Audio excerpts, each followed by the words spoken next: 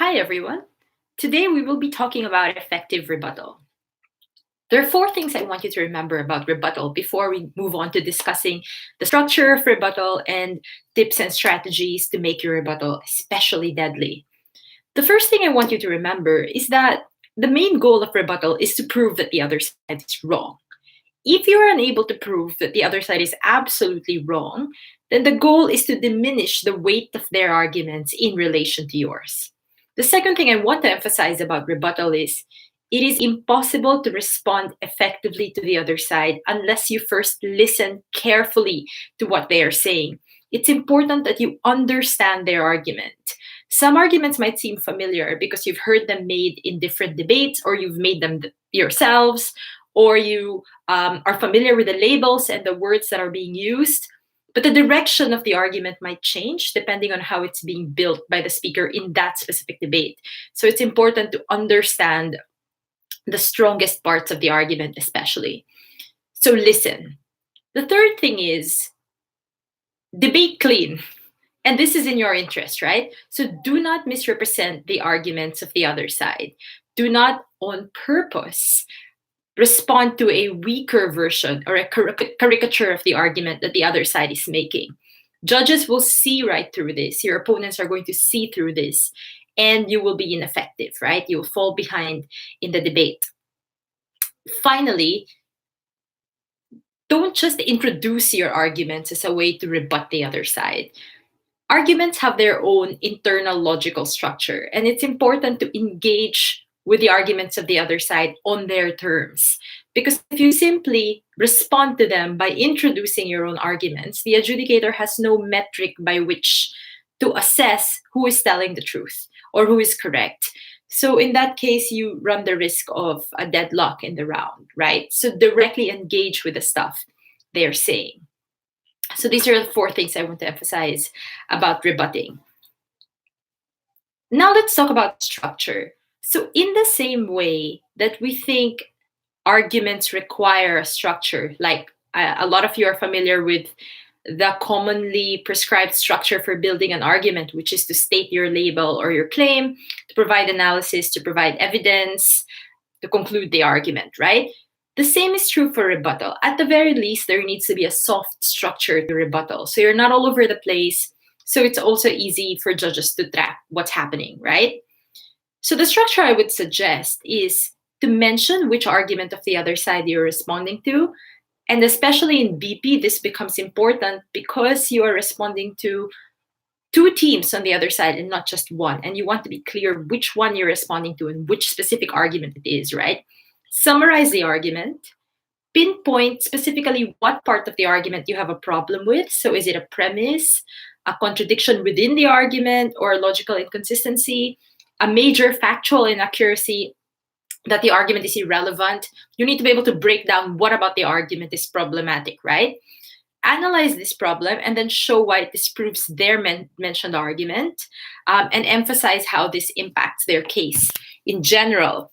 Now, in terms of mentioning which argument you're responding to, so let me give you an example. It's usually helpful to use the same label or the same language that the person who used that was used by the person who made the argument. So let's say you have a debate about legalizing prostitution, and someone argues prostitution should be illegal because it is immoral. So it's as simple as saying in your rebuttal, before anything else, I wish to respond to the Prime Minister's argument regarding the immorality of prostitution, right? So let's do a very quick case study of structuring a rebuttal. Then we'll move on to more substantive tips. So let's say your motion is, this House believes that paying for sex should be a crime in the Philippines. And let's say you're leader of opposition and Prime Minister's argument goes this way. So Prime Minister says, look, it is immoral to legalize prostitution. It's immoral to legalize paying for sex because prostitution violates the morality of the Catholic majority in the Philippines. The Philippines, as a Catholic country, should reflect Catholic morals. And as far as Catholic morals go, prostitution violates the sanctity of the human body and the sexual act by turning it into a function of commerce rather than love. So you are responding to this. First thing you want to do is to summarize the argument. So you use the opportunity to clarify the argument that you are responding to. And this is especially helpful when the argument also isn't being presented very clearly. So you can say, the previous speaker said that prostitution violates Catholic morals. According to them, since the Philippines is a Catholic country, it should espouse Catholic morality in its laws. Then you say that it's wrong, right? Make your disagreement with the argument explicit. This argument on religious morality is unacceptable and runs contrary to the principles of our democratic society. And then pinpoint which part of the argument is especially problematic. Is it a faulty premise? Is it a logical inconsistency? Is it an inaccuracy factually? Or are the implications of the argument simply unacceptable? In this case, you might want to say something like, the Prime Minister's argument is problematic because it is based on an incorrect premise. It assumes that religious principles should be prioritized in the laws of a secular state. It also assumes that the religion of the majority should be imposed even on people who do not subscribe to that religion. Now, it is sometimes possible to find multiple problems in the same argument, right? In which case, you can launch a multi-tiered rebuttal. So you can say, my first problem with this argument is this, my second problem is this. So in the case of this argument, you could have a third problem, which is another faulty premise of the argument is that Catholics agree on everything, when in many cases, Catholics themselves disagree on issues. But more importantly, what you said in the first two levels of rebuttal, which is Catholic morality cannot dictate laws in a secular society, right? And then you analyze this problem that you've pinpointed and show why it disproves the argument. It is an important step in rebutting because it's not enough to cite a problem you have with an argument. You have to prove that this problem is grave enough such that it disproves the argument, right? So the way you take this step further for the specific argument we are trying to rebut is, you can say, this is a problem because, as most of us know, there is a separation of church and state that is enshrined in democratic constitutions. We cannot legislate based on religious doctrine because the state is required to consider the common good, not just the good of a religious group. And the common good of society is usually not reflected in abstract religious doctrine, but is found in the actual effects of the policy, right? So we argue in our case that legalizing prostitution can save lives and protect rights because it allows regulation. It allows sex workers to screen their clients and protect themselves. Given this, the previous speaker's argument imposes religious doctrine on people over actual social benefits, and the argument falls because it espouses a rationale for legislation that cannot hold water in the context of a secular democratic state, and then emphasize how this problem impacts their case. Now, depending on how much you think it is important to emphasize your rebuttal, this is a step that you may skip. But at times, going through this can contribute to your rhetorical strength, right?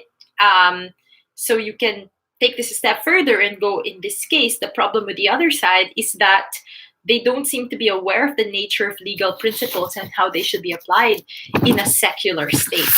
Now, you don't go through these steps in an overly regimented way that hurts your style, that is unnatural, and in some cases it might waste time. But you try to make it second nature, that there's some at least soft structure to your rebuttal that makes you easy to follow and makes it clear to the judge which argument of the other side you're addressing. So just have clear referencing and headlining in your rebuttal. Okay, so now that we've gone through structuring rebuttal and why that's important, let's talk about a list of do's and don'ts when rebutting. So what I'll do is I'll identify common errors and suggest what can be done instead to strengthen the rebuttal. All right, so the first common error that I've observed from many speakers is this rebuttal that goes along the lines of, the other side's solution or the other side's policy does not solve the root cause of the problem or the root of the problem. Now, one thing to remember is the most important question in the debate is, on which side of this debate is the world better or less worse, right? Debates are inherently comparative. So you're not expected to necessarily solve the root cause of problems in 7 minutes. In fact, it's very unlikely that you'll be able to. And in many situations, problems have many causes anyway, right? So debate is really about net benefit or net harm. something doesn't have to solve the entire problem to have value, right? As long as the world is better, even if it's just marginally better on one side, that side wins the round.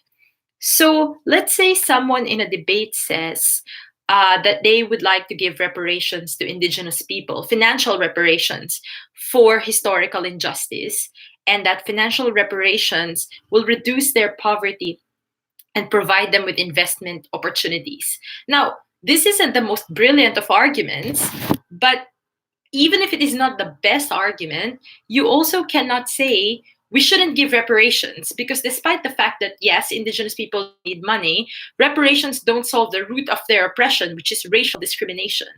Like, of course, racial discrimination is a bigger cause, but is it necessarily bad to mitigate the effects of racial discrimination with um, money that can ameliorate short term suffering?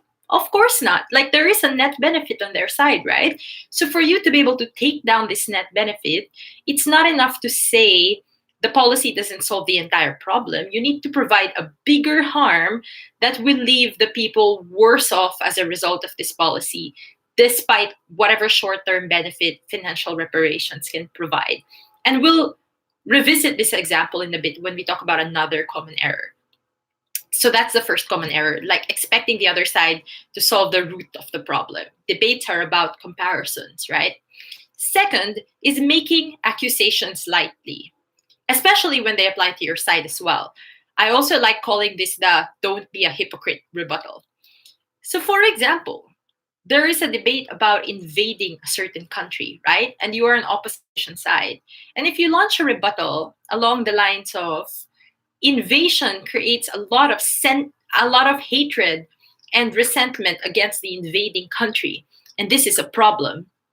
Sure, but if you're counter proposing sanctions, which can also do the same, you have to be able to explain why the resentment is significantly worse on the other side, even if there's also resentment on your side, and how that should be a tipping point for the debate.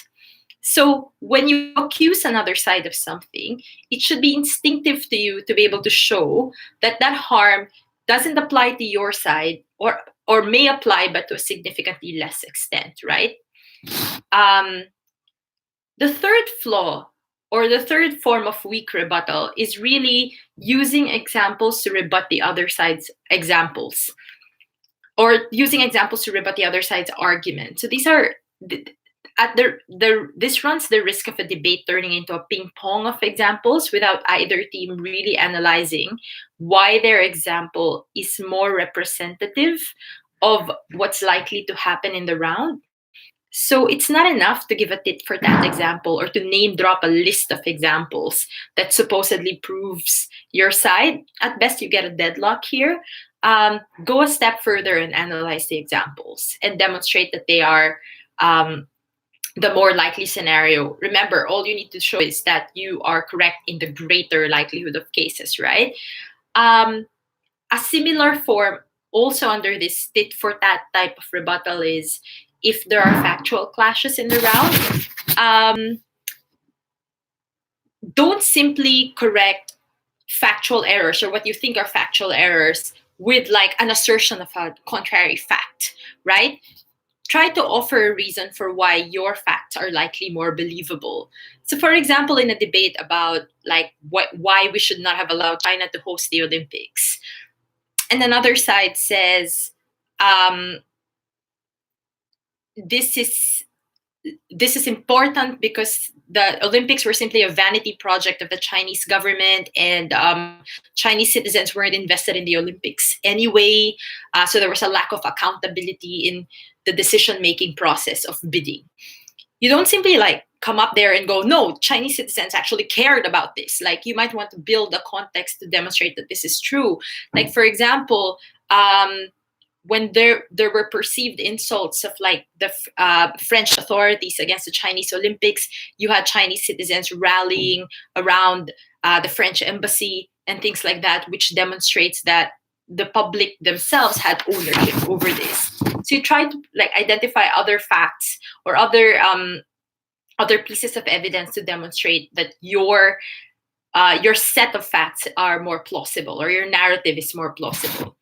Um, the fourth common error is refusing to concede any arguments or any premises at all. Now, remember that adjudication teams generally choose topics for their balance and their depth, right? It's a debate topic is controversial for a reason. It's controversial because both sides are expected to have credible, intellectually defensible material to stand on, right? So it will be difficult to say that the other side is absolutely incorrect about everything that they've said. Like, that's just unstrategic, and untrue, and counterintuitive in many situations. And you will appear irrational if you refuse to concede anything, right? So, in a situation where what the other side says is evidently true, um, or where you will be wasting your time trying to disprove its truth, a better strategy might be to show that it is less important, or that is outweighed by something else, like a greater harm. So let's revisit our earlier example about financial reparations for indigenous groups, right? Um, so the argument that was being made was that financial reparations will make them richer, or will address like poverty at the very least in the short term. Of course, you don't say that financial reparations won't do this, at least for some of them, right? You say yes, that's probably true, but the likely trade-off here is more sustainable reparations like land, or a reduction in discrimination overall, because what money does is that, it puts a price tag on the moral obligation or guilt that's felt by society. It significantly reduces political capital uh, for more meaningful forms of reparation later on, because society will now feel like we've paid off our guilt. At the same time, a second level of rebuttal could be, there aren't enough structures of accountability in these communities, that it is quite likely that not every member of the community is likely to feel the benefit of financial reparations, while more sustainable reparations like access to land or job opportunities are more likely to be felt deeply and throughout the long term for these communities, right? So that's a more reasonable way of approaching the argument. Of course, you concede the benefits of financial reparations, but then you argue that it forecloses options for more sustainable reparations later on. And then you can take the next step of mitigating these benefits themselves, and saying maybe they're not even as great as you say they are, even in the short term, because they might not be very inclusive, given the hierarchical governance structures of some of these groups, right? Um, Final common error that I've noticed is when teams choose to rebut weaker versions of the other side's argument. So sometimes this is done intentionally, when you deliberately misrepresent or weaken the other side's argument. So to that, the quick answer is don't do that. That's how opening teams easily lose to closing teams, or how you get stuck with like really low or average debate scores, because you just refuse to engage with good arguments. But in situations where you are actually confronted with like weaker arguments, it is in your interest actually, and to raise the level of debating, at least on your side, to rebut the best form of the argument. Like, if in some situations it helps to build up the argument for your opponents, clarify very briefly that this is what you're doing, and then take it down. So you can tell the judge, let's assume the best for their side. Let's assume this is what they meant when they said this. I mean, that's good for you. It gives you more material to work with as well. And you are able to distinguish yourselves as the superior team in the round, right? Another thing I think that's really important is to engage with the other side's best case, and to show why, even at their best, you are winning the debate. And then you can move on to demonstrate that they're very, very unlikely to get their best case anyway. And what's likely to happen is what you are saying. So, an example here, a simple example, would be a debate about invading Syria with the intention of regime change. So, there are many ways to attack the proposition case here, right? But it might help to first say, let's assume you get your best case, even if we don't think you will, but let's assume you get your best case and you're able to unseat Assad. We think even on your best case, you still lose this debate because the outcomes will include a massive power vacuum, a greater possibility of civil war, more bloodshed, more long term instability in that country. So even if you achieve your aim of regime change, um, you don't really succeed in this debate, or you're still losing this debate. But more importantly, we don't even think you're going to achieve your aim. We think this is going to be a long, drawn out, protracted war with even more lives lost, right? So you can have a multi-tiered, even if approach here, which I think is safer for you because you beat them on their best ground. That makes things harder for the other side, right? All right, so that's it for me for rebuttal. And I hope you enjoy the exercises in the program.